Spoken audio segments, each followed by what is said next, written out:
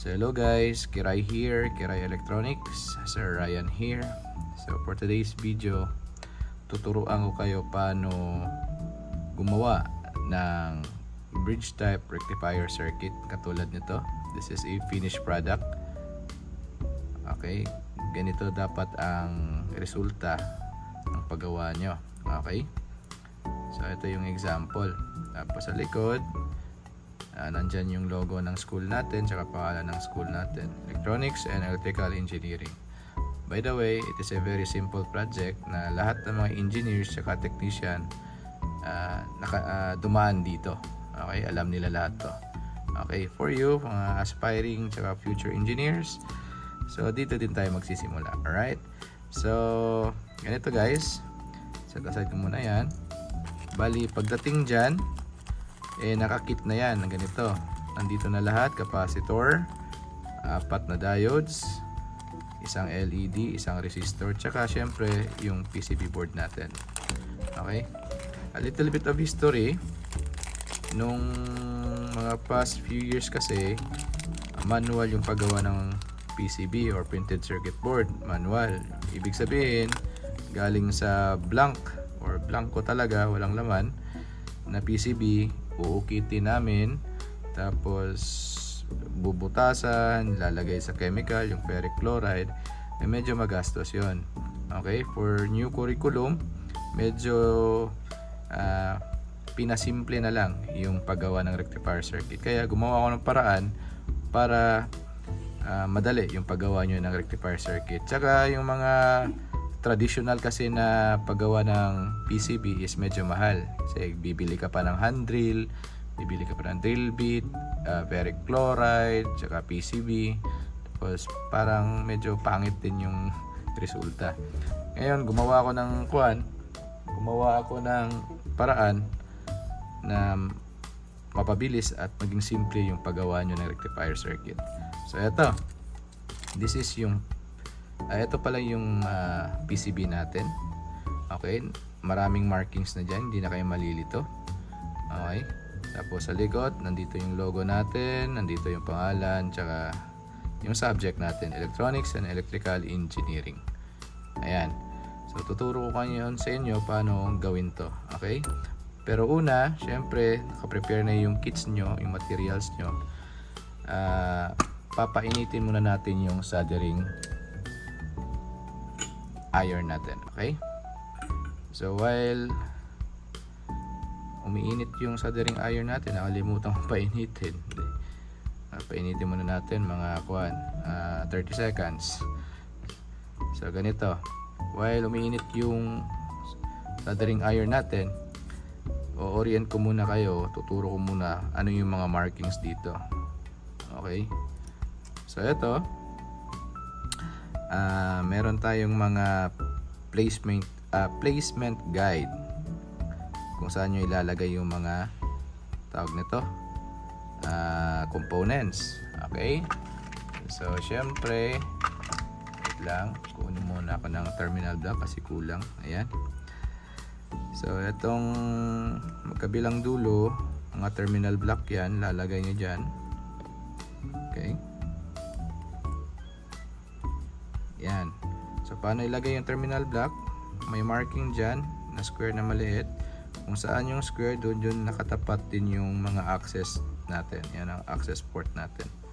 Okay, kung dito nakatapat, so itapat nyo lang din yan, tulad ng ganyan. Okay, then sa kabila syempre may markings din yan, tapat nyo lang. Ayan, next is capacitor. Lagay natin capacitor. Tanggalin ko muna to para hindi mahirap. Sa capacitor natin, may nakalagay dyan C1, ibig sabihin capacitor 1.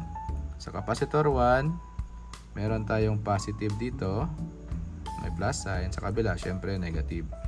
Pero sa actual na capacitor, yung may markings is ang negative. Nakikita nyo yan, may negative. Tapos yung terminal or paa ng capacitor, merong mahaba, merong maikli. So yung mahaba, ito yung positive, yung maikli, ito yung negative. Pagdating sa board, nandito yung positive sign, plus sign, dyan nyo i-insert yung mahaba. Then sa kabila yung maikli. Tapos push nyo lang ganyan. Dapat nakalapat siya. Okay? Yan. Next is ang resistor natin. So resistor, okay, hawakan nyo sa gitna, tapos gayahin yung ginagawa ko. Hawak dito, tapos ganun lang. Okay?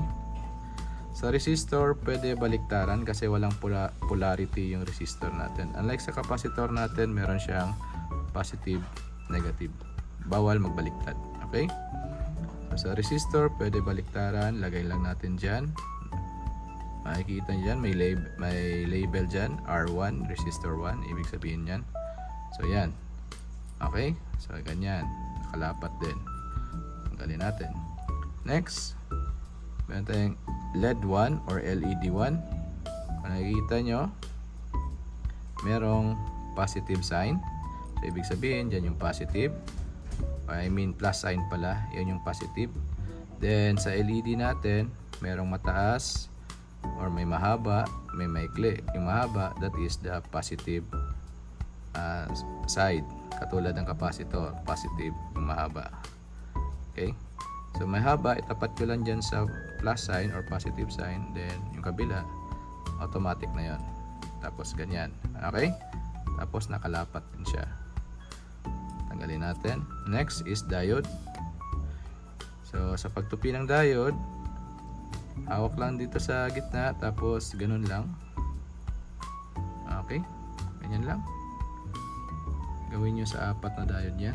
Hawak sa gitna, tapos tupi. Hawak sa gitna, tupi. Last one. Hawak sa gitna, then tupi.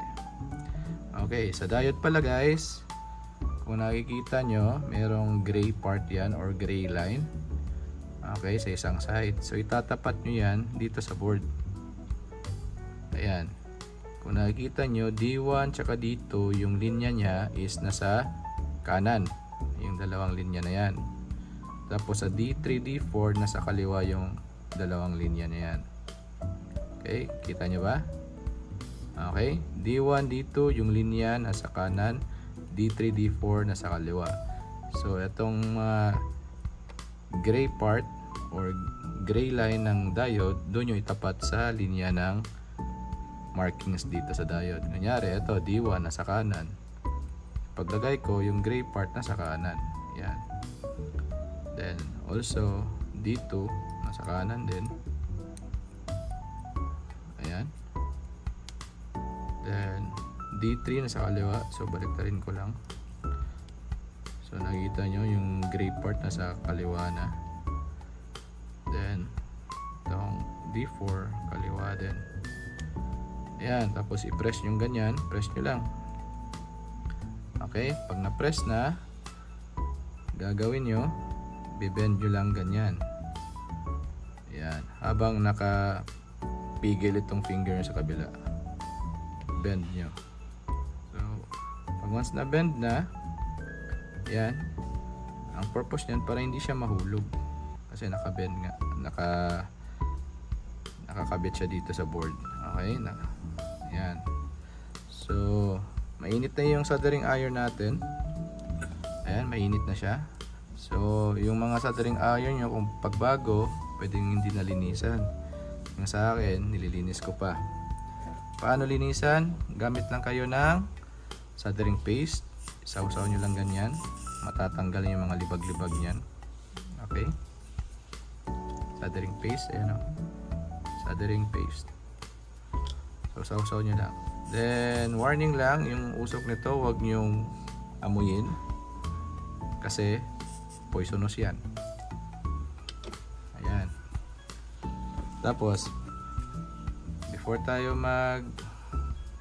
hinang, or before natin hinangin yung or isolder yung PCB, magtitining muna tayo. So, yung tining, ang proseso nito is lalagyan lang natin ng soldering lead yung tip. Ayan. Wait lang.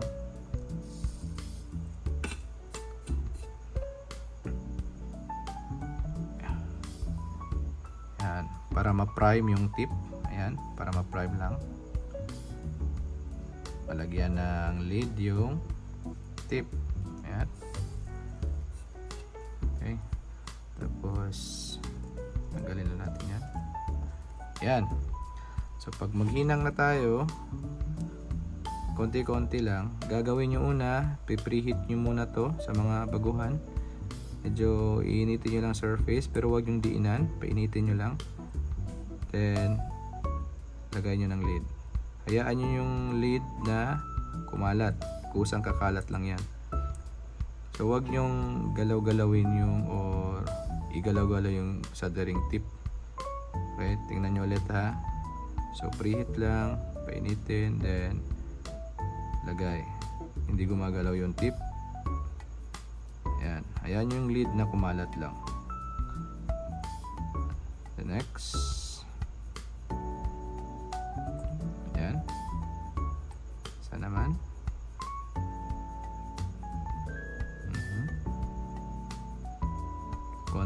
Konti lang paglagay ng lid ha. Hindi marami para hindi umumbok or magbubbles. Yan, kabila na naman.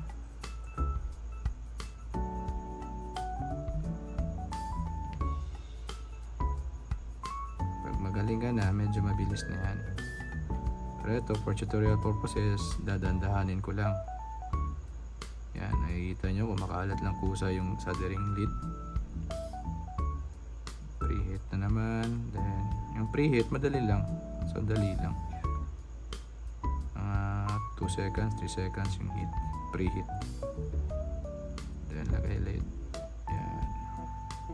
Okay. Every time na matapos kayo maghinang or solder, linisan nyo yung tip. Sausaw nyo sa soldering paste para matanggal yung mga excess na lid kasi marumi na yun. Tapos pag nahinang yung ganyan, okay, puputulin natin gamit yung cutter natin. So sa pagputol, hawakan lang para hindi tumalsik, baka matamaan yung mata ng katabi nyo. Ayan, bila. So gamit tayo ng cutter. Okay, okay na. So maganda ang pagkahinang. Okay. Next is maghihinang tayo ng ito, resistor. Ayan, resistor. Inuuna ko muna yung mga maliliit. Ayan. Pag nalagay na resistor, i-bend natin yung ganito. Okay, bend lang natin para hindi siya mahulog. Oh, di ba? Hindi mahulog. Tapos kuha tayo ng soldering lead tsaka soldering iron. Konti lang. Yan. Yung kabila. Yan. Linis ng tip. Tapos putol. Yan. Okay na. Next nating lalagay is LED. Okay, LED natin. Nakikita nyo. May mahaba, may maikli. Yung mahaba is positive, yung maikli is negative. Okay, sa LED 1, merong positive dito. So, ibig sabihin, dyan yung mahaba. Yung kabila is yung maikli. Okay. Tapos, no need na i-bend kasi tutukod yan pag nilagay nyo sa surface. Ayan, nakatukod yan. Then, solder natin.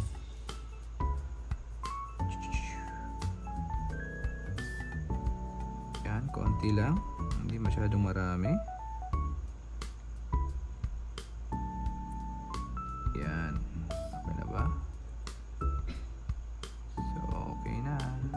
Dagdagan natin konti sa kabila. Okay. Tapos, putol. Ayan, putol na. Okay. so warning lang, huwag yung masyadong tagalan yung init dito sa LED natin kasi madaling matunaw yung plastic. Okay, masisira yung LED nyo. Okay, next is ito, terminal block. Terminal block, yung access natin dapat nakatapat dito sa markings sa gilid. Yan. Tapos kabala din marking sa gilid. So nasa gilid yung mga access. Tapos lalagay natin ganyan. Okay? So daan natin.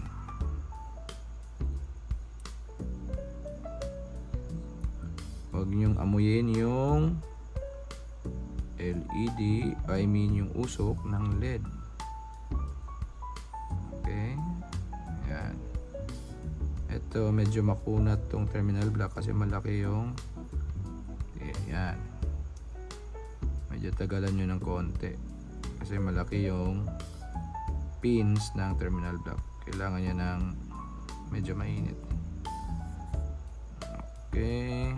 So, ayaw pa rin. Yan. Kabila.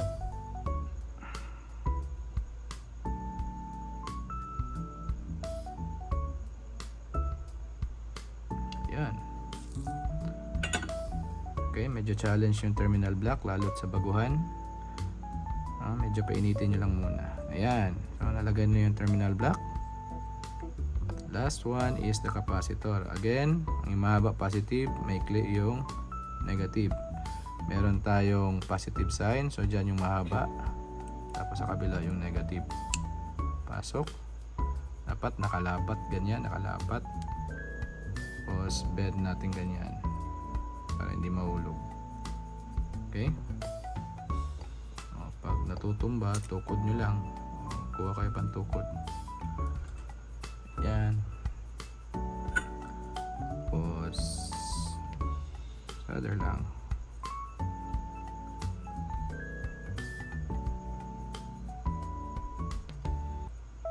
Yan, ang kabila naman. Konting lead lang ha. Okay. So we're done. Tapos na. Putulin na natin to. Ayan. So this is the final result ng project nyo. Nandito yung AC input natin. Okay, AC input. Tapos dito yung output, positive, negative. Okay. So warning lang, wala dapat magbaliktad dito sa capacitor, lalo't capacitor sasabog to pagbaliktad. Okay, yung LED hindi iilaw pag baliktad, yung diode hindi siya magko-convert kung baliktad din. Okay? So follow the markings, okay? So yan, tapos na. Now, lastly, ito wag yung tatanggalin habang hindi pa na papacheck sa akin kasi ako na magtatanggal ito. Ibig sabihin, pag natanggal na, ibig sabihin yon na-check ko na yon. Okay? So leave it as is. So yan. This is your bridge type rectifier circuit. Okay guys? Ciao.